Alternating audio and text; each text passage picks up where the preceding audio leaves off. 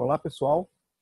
No nosso quadro Resenha Consciência, hoje teremos uma grande oportunidade de conversar com o professor Anderson Junger Teodoro, que é diretor de pesquisa e professor associado da Universidade Federal do Estado do Rio de Janeiro, Unirio. Professor Anderson, muito obrigado por estar com a gente hoje aqui na nossa Resenha Consciência, falando de um tema muito importante para a sociedade, que é a ciência dos alimentos. Bem, primeiro, cumprimentar todo mundo que está participando com a gente, né? Se tem alguém interessado em um tema de ciência, eu acho que essa oportunidade que vocês estão criando aí, sem dúvida nenhuma, aproxima muito a população em geral com a gente. E, em segundo lugar, Felipe, te agradecer.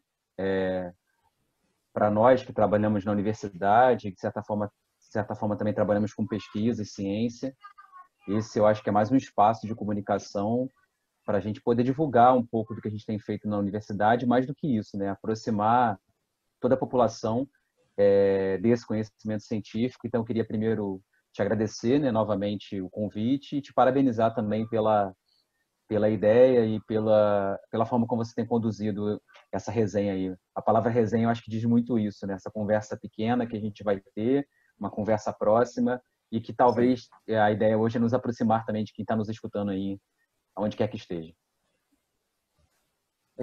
Exatamente essa proposta, Anderson, de que a gente possa levar para a sociedade esses assuntos tão importantes para a nossa sobrevivência, né, como um todo.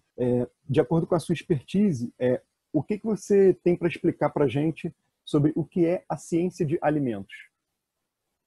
É uma definição quase que muito complexa, né? De certa forma, eu falo assim, acho que várias pessoas tentaram definir, até porque envolvem duas palavras fortes, né? A primeira palavra seria a palavra ciência. Verdade. Definir ciência não é algo simples.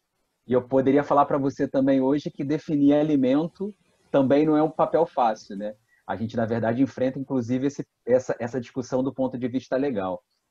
Mas falando assim de uma maneira talvez bem simplista, mas não perdendo a nossa característica de ciência, primeiro é como se fosse, eu gosto de dizer que é um ramo multidisciplinar. Então, é um ramo multidisciplinar da ciência. Então, a gente tem que encarar com esse aspecto, né? Olhar o alimento do ponto de vista da ciência. Eu, inclusive, sou professor na universidade de uma disciplina chamada, uma palavra difícil talvez para as pessoas, chamada bromatologia, que justamente quer dizer isso, né? A palavra bromato quer dizer alimento e a palavra logia, ciência. Então, na verdade, eu ministro, inclusive, uma disciplina chamada bromatologia. E qual é o foco, né, que a gente acaba trabalhando? A gente, na verdade, tenta abordar estudos considerando o alimento como todo. E quando eu falo o alimento como todo, eu falo desde o momento que você pensa em produzir o alimento. Então, vou pegar um exemplo, plantar uma determinada semente, colher a fruta, desde quando você, de certa forma, vai fazer o manejo do gado, até o produto final, em que a gente vai ter lá, de repente, o nosso suco de fruta e a gente vai ter lá a nossa carne para ser comercializada. Então, ela envolve vários aspectos. Ela envolve aspectos, de certa forma, de agronomia, de agricultura, os aspectos físicos e químicos do alimento. Ela envolve aspectos microbiológicos, ela envolve aspectos bioquímicos, porque o alimento ele é composto por substâncias químicas que vão sofrer algumas alterações. Ela envolve aspectos, e aí entrando um pouquinho na parte da indústria, né, de tecnologia. Então, existe uma área que a gente poderia considerar dentro da área de ciência de alimentos, algumas pessoas até consideram que acopladas do ponto de vista da tecnologia de alimentos, e ainda aspectos depois voltados para o produto final, né? Que aí a gente pensa no aspecto sensorial, no aspecto de marketing, no aspecto de legislação, né? No aspecto de gestão da qualidade do alimento. Então, quando a gente começou a falar lá de ciência de alimento, parece Realmente é algo muito simples, amplo. é muito amplo. E eu acho que assim, quem trabalha com essa área, diferente de outras, né, é uma área muito multidisciplinar. Então, envolve, na verdade, diversos profissionais com várias formações diferentes. A gente tem farmacêuticos, engenheiros de alimentos, nutricionistas, tecnólogos em alimentos, biomédicos, veterinários, enfim, eu estou esquecendo de outros aqui, mas é uma área muito multidisciplinar que cada um com o seu processo de formação acaba contribuindo. Então, acaba sendo, sem dúvida nenhuma, uma troca bem interessante. Embora seja uma área bastante ampla, bastante complexa, você poderia passar para a gente algumas novidades, algumas tecnologias mais recentes, principalmente focadas na questão do que a literatura vem chamando de alimentos funcionais. O que seria isso? E se você tem para a gente algumas novidades assim voltadas nessa área.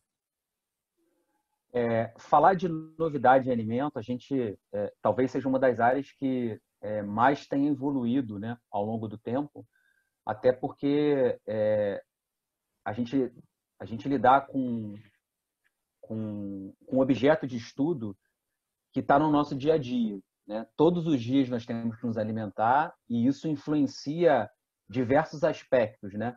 Ele influencia aspectos econômicos, influencia aspectos de produção, influencia aspectos da nossa saúde, influencia os nossos aspectos de relação com o outro. Então, é um aspecto muito completo. Mas, começando pela primeira pergunta assim, sua, assim, o que tem de novidade? Eu gosto sempre de trabalhar assim, com 3 palavras, quando a gente fala da questão da produção de alimentos ou do alimento como um todo em termos de novidade. Eu sempre gosto de trabalhar que, hoje em dia tem sido muito falado isso, a questão da confiança, a questão da inovação e a questão da sustentabilidade. Eu vou começar pela primeira, que é a questão da confiança, né? Uhum. A gente, quando vai consumir um determinado alimento, existem vários aspectos hoje que o consumidor ele acaba considerando. Então, a gente pode pensar que a confiança do consumidor está relacionada que aquele produto vai trazer um benefício para a sua saúde. Ele já tem um apelo natural, que de repente é um produto que é a minha marca preferida. Mas existem outros aspectos hoje que a gente vai começar cada vez mais a estar envolvido, que são aspectos éticos e ambientais. E isso tem sido muito colocado, acho que em termos de inovação, né? Verdade. A segunda palavra, então, que eu chamei a atenção é a questão, principalmente, da inovação, né? E aí, quando eu falo inovação, essa inovação ela é a mais diversificada possível. A questão da inovação de processos, né? Então, tem novas tecnologias hoje que a indústria testa, mas eu falo também em termos de formular o produto, né? Então, ingredientes novos, aditivos novos, embalagens, por exemplo, inteligentes. Tem hoje embalagens, por exemplo, seria bom a gente pegar, por exemplo, uma carne e, de repente, ter na embalagem uma cor dizendo para a gente se ela, por exemplo, está estragada ou não, né? Então, a indústria está caminhando um pouco para isso. Então, trazer essa interação em termos de embalagem, por exemplo, com o consumidor, né? E a terceira palavra seria a questão da sustentabilidade, né? De que forma a gente mantém uma produção em termos de características de matéria-prima que ela, na verdade, se mantenha constante, né? Na verdade, não adianta ter uma matéria-prima que, de certa forma, eu não tenho essa sustentabilidade também para o ambiente. Uhum. Então, que tipo de resíduo eu vou gerar? Essa embalagem, como é que ela vai ser depois, de certa forma, processada no meio ambiente? Então, em termos de novidade, eu acho que a indústria tem caminhado muito para isso, né? A questão de manter a confiança com o consumidor, trazer novas, a questão da inovação e se manter sustentável do ponto de vista ambiental. E aí que entra um pouco, né, essa questão do que você falou dos alimentos funcionais. Ele, na verdade, perpassa um pouco isso. Eu gosto muito dessa conversa, porque se a gente parar para pensar, alimentos funcionais, né? Eu coordeno hoje um laboratório na Unirio chamado de Laboratório de Alimentos Funcionais. Exatamente. Então, assim, eu trabalho um pouco com isso. E aí, assim, alguns professores, alguns alunos vão falar assim, mas Anderson, qual é a função do alimento, né? Você, na verdade, trabalha... O alimento, na verdade, pode ter várias funções. Eu vou te falar que eu já me fiz essa pergunta. Todo alimento é um alimento funcional, se a gente parar para pensar. Ele tem uma determinada função. E é engraçado, porque, de fato, todo alimento, a gente poderia pensar que a primeira funcionalidade, digamos assim, né, do alimento seria nutrir, né? Ele tem essa função de nutrir e trazer esses aspectos. Mas ele tem outras funções também. A gente, por exemplo, eu costumo dizer, quando a gente sai para jantar, o alimento ali tem uma função social. A gente faz um banquete, uma festa, a gente não faz uma festa sem alimentação, né? Se a gente parar para pensar, pegar a história da alimentação, na Idade Média, eram os grandes banquetes, as grandes cozinhas. Então, tem uma função social o alimento também. Terceiro, o alimento também ele teria uma função simbólica. E essa função simbólica, inclusive, nos caracteriza. A gente tem hoje o restaurante japonês, a gente tem o restaurante nordestino, a gente tem o restaurante italiano. Então, tem um símbolo por trás ali. Eu, quando procuro, de repente, um determinado restaurante, eu procuro um simbolismo que está ali por trás. E algumas pessoas, inclusive, traz esse simbolismo para o seu dia a dia, né? Tem pessoas, por exemplo, que só comem na sua alimentação frutas e verduras, né? Então, tem toda uma questão simbólica também de não comer carne, tem todos os aspectos de tudo mais. Mas, entrando um pouco na ciência, né, tirando essa parte da resenha, isso também é conceito ciência. de alimento... O conceito de alimentos funcionais, na verdade, ele surgiu um pouco no Japão, na década de 80. E, ao longo do tempo, esse conceito veio sendo fortalecido. A ideia inicial, e até hoje a gente poderia considerar assim, seria aquele alimento que, além da função de nutrir, de preencher as questões metabólicas nossas naturais, ele teria uma função fisiológica específica, né? Então, na verdade, seria um alimento que preenche uma característica metabólica, fisiológica específica, mas aí que tem um ponto, devidamente comprovado pela ciência, né? E aí você fala, aí muitos poderiam se perguntar, mas Anderson, como é que isso é comprovado, né? Normalmente isso acaba acontecendo através do momento que você conhece a composição do alimento.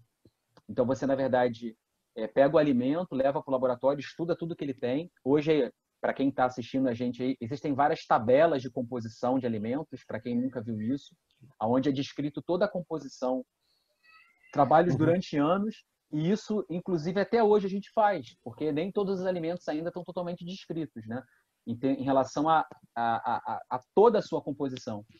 Lá no nosso laboratório, uma das linhas de pesquisa que a gente tem é essa, tentar identificar alguns compostos, algumas substâncias que estão presentes nos alimentos, né? E contribuir, sem dúvida nenhuma, para essas tabelas. Isso é um estudo bem interessante. Um dos pesquisadores, inclusive, ganhou um prêmio Nobel da Química quando descreveu, por exemplo, identificou, né, algumas substâncias encontradas em alimentos. Esse pesquisador, na verdade, o Otto Isler, identificou alguns carotenoides, né, e também descreveu esses aspectos como todo. Enfim, a caracterização dessas substâncias é um ponto interessante. Nesse sentido, então, o que a gente vem observando é que, a partir do momento que você identifica essa substância ela passa a ter essa função um pouco mais específica. Como é que isso é regulado, né? Cada país regula isso, tem a sua legislação.